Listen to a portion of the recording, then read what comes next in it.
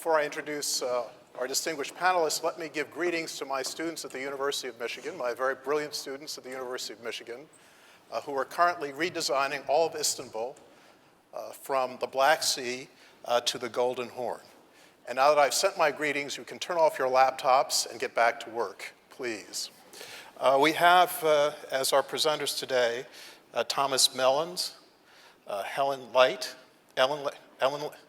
Leicht, and George, I spelled your name phonetically, George Nikolajevich. Good. Thomas, please start.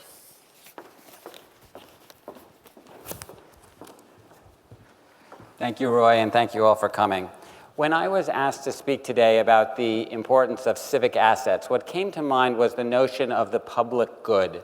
And the public good is, I think, something that is diminishing in our lifetime, but is perhaps more relevant than others, than ever. And what comes to mind is this notion that we are all better off when every one of us is healthy, well-educated, well-read, decently housed, that it's not simply a matter of serving the poor and the marginalized, but that each one of us, our lives are improved with this notion of being part of a collectivity. In the early 20th century, when New York was a city of immigrants, much as it is once again today, this notion of building a collectivity was very alive and well, but so was the idea of actually realizing this in bricks and mortar. And New York not only illustrated this and brought this to reality, but they really helped set a national agenda. They were a leader in the field of building for the public good. Today, I thought that we could look very quickly at 6 examples of public buildings in New York. Now.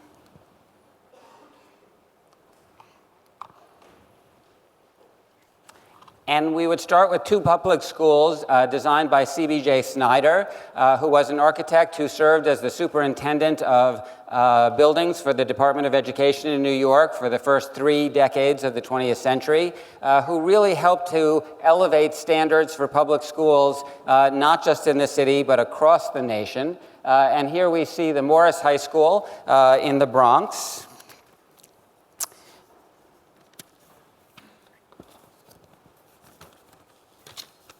Completed in 1897, and a second building, also by Snyder, also in the Bronx, also completed in 1897. And what I thought was so interesting about this building is not just the way in which a historic vocabulary is employed to really speak to a broad audience and talk about citizenship and emphasize the narrative aspect of architecture, but that the presence of a cupola and a flagpole not only produce a very lively building silhouette, but offer a strong suggestion of civic authority.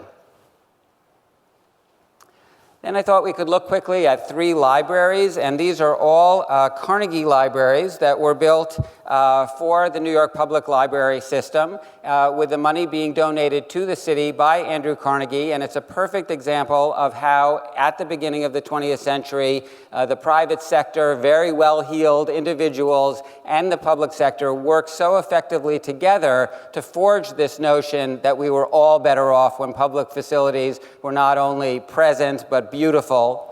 And this was designed by Babb, Woolcott, and Willard, completed on 78th Street and York Avenue in 1905. Babb, Cook, and Willard were one of the 3 firms that were selected by the city to produce to design the Carnegie libraries. The other 2 were Carrere and Hastings, who were, of course, responsible for the main library building on Fifth Avenue, and McKim, and White. So you can see that the standards, the municipal standards, were incredibly high.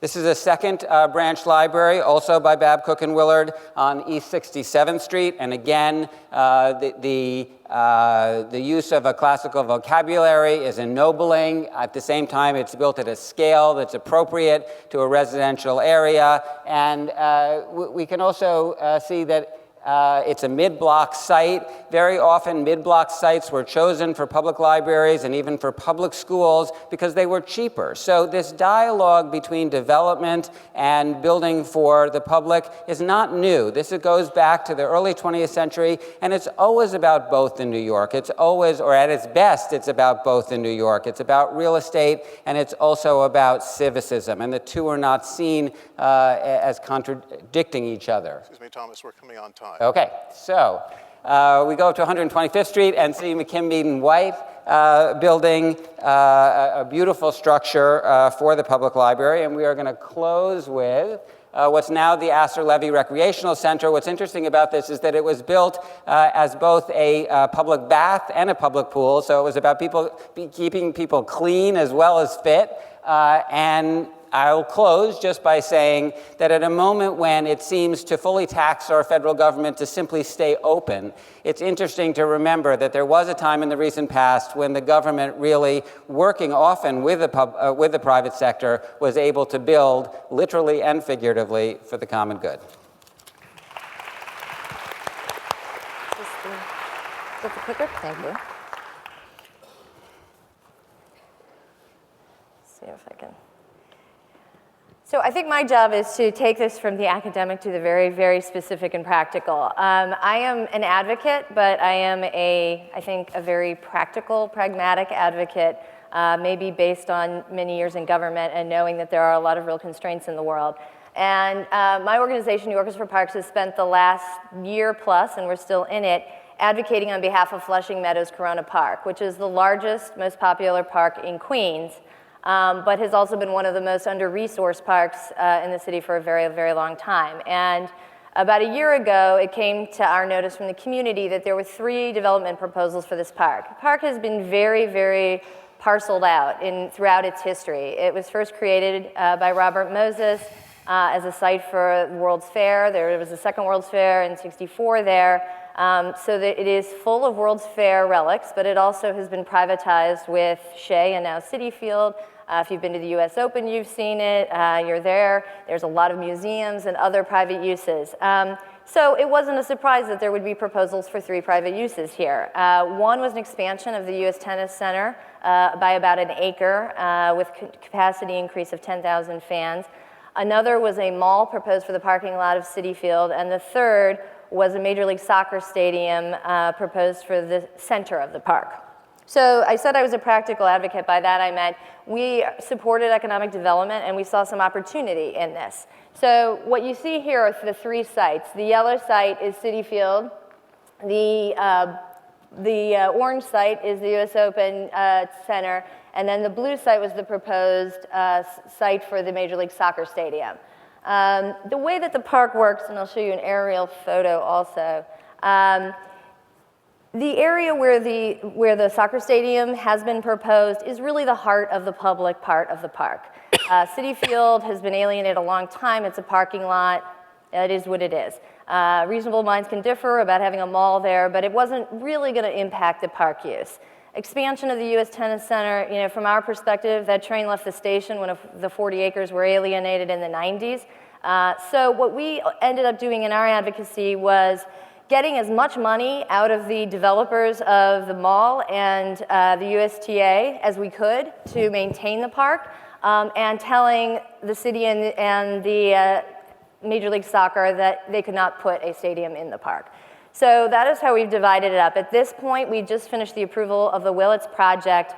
There's $25 million that is being put into the park between Related, the Mets, and USTA, including about $500,000 a year for maintenance for 25 years that will go to a newly created not-for-profit alliance that will help the stewardship of the park. This is unprecedented for, at least in my knowledge, for maintenance, not just capital projects one time, but maintenance to be part of an agreement for building in or approximate to a park. And that is going to give this park a leg up. It is game-changing for this park. And then the other piece we're still in the middle of, but the new team that is coming to New York has said that they are going to look for alternate sites that are not in a park so that they do not have to alienate what is the heart of the park. You can see here, this is probably the biggest destination for soccer leagues in the city. There are multiple soccer fields, cricket fields, right in that center area around one of the historic fountains. As you can tell, the Unisphere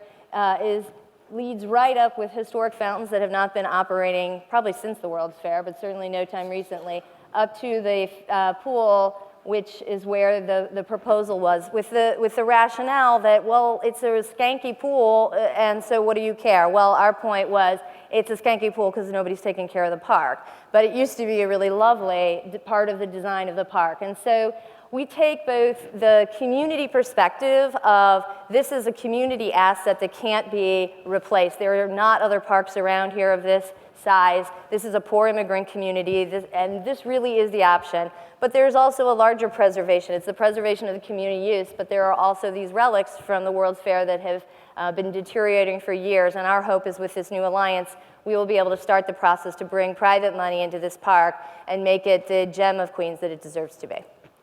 Thank you, Holly.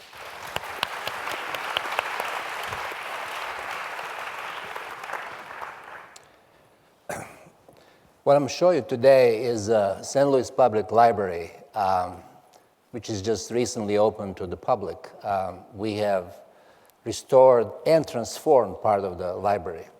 The library was designed by Cass Gilbert, great American architect at the turn of the last century.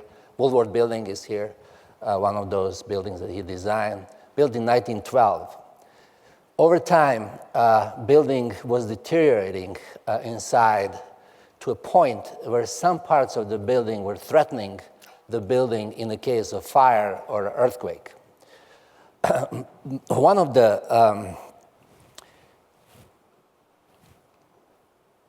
here is the front of the library on the main street in the St. Louis, Olive, and you can see the plan of the library. It is designed in a Renaissance kind of inspired style. The most threatened part of the library was the north wing of the library, the utilitarian wing, in which Cass Gilbert inserted building within the building, structurally independent building within the building, for the closed stacks. Never approached by the public, this was the most innovative part. What you see there is a space on the upper left, as Cass Gilbert designed it and drew it, filled with glass planks, floors, where one can approach the books. Down you can see what we found when we took all of it out because we had to. And then the beginning of a construction. The most interesting part of that is that when we took down the existing structure, the most beautiful white walls, modern white walls, appeared clad in white glazed tiles, sort of like New York subways. So the section up shows the stacks in the north wing. North wing is on the left side of the drawing. The section down shows what we inserted in. What we inserted in was another building, taking clue from Cass Gilbert, opening up space for public space, sorely needed, and introducing books, closed books, as a decorative element and part of the interior on the in the upper part of the space, sort of the poetic kind of gesture to Cass Gilbert, so to speak. The building within the building that we inserted doesn't touch the walls, and it's independent of it. The rest of the building is restored beautifully. I don't have old spaces there, and beautifully restored as it was during the Cass Gilbert time. 1/3 of the building is transformed. This is an example of transformation. The public entrance that we created on the other side follows the rhythm of a utilitarian facade, and it never touches the building. Sort of like one day people may say Cass Gilbert was a great architect, and the guys under him were not, they can take it down. So it never touches the building, and it is showing the respect to Cass Gilbert, but it's opening that side of the building to the part of the city, low-income neighborhoods that felt always as if city turned back to them. So it's now in the use, the attendance is up, and it's filled with the people every day. Thank you.